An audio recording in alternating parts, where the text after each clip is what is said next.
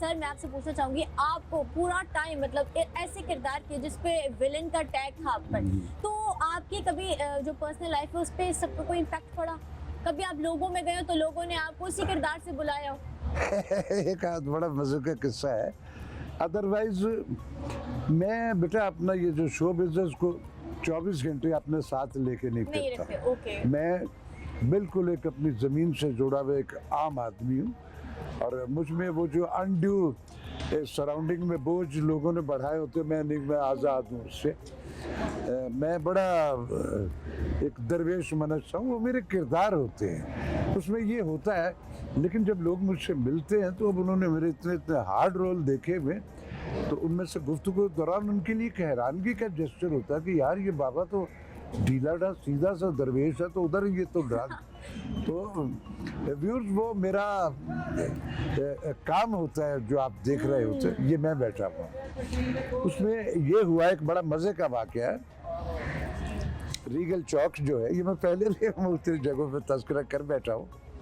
उन दिनों मेरा एक सीरियल ऑन एयर था पीटीवी पे, लाग रऊफ खालिद साहब का था, उनका एक सीरियल था। तो उसमें भी मेरा एक बड़ा हार्ड सा नेगेटिव ही रोल था। क्या रोल था? रोल था एक टपोरी है, अच्छा। एक खातून के चक्कर में नादिया खान थी उसकी, अच्छा। वो कैरेक्टर में उससे एक उसके पीछे अल्टीमेटली ऐसा एक होता कि उससे शादी भी हो जाती है। अच्छा।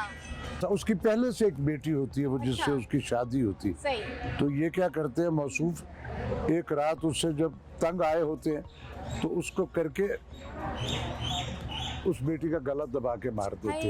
ये एपिसोड में था। और मैं रात, अब वो रात के एपिसोड चला, दिन है, रीगल चौक में जो सिग्नल है उसके, ये मेरी गाड़ी, तो मुझे फील हुआ कि ये मेरे पीछे जो आके रुकी है उसमें कुछ बच्चियां बेटियां बैठी हुई थी और एक बुजुर्ग खातून है। अब शीशे में मैं दाएं बाएं सीधा भी था तो मैं अपनी सराउंडिंग में देख रहा होता हूँ कि किधर क्या क्या। तो मुझे फील हुआ कि जैसे वो बच्चियों ने मुझे पहचाना है। अच्छा। और अपनी अम्मा मम्मा को बता रही। अब मैं, तो उसकी अम्मा कह रही आगे करो गाड़ी। अब वो मेरे बिल्कुल बराबर में आई, उन्होंने अपना वो शीशा नीचे किया और यूं अंदर घुस के कह लगी हाँ वही मरदूद है, सुने रात हम। तो मैं हंस पड़ा और कह के वो निकल गई।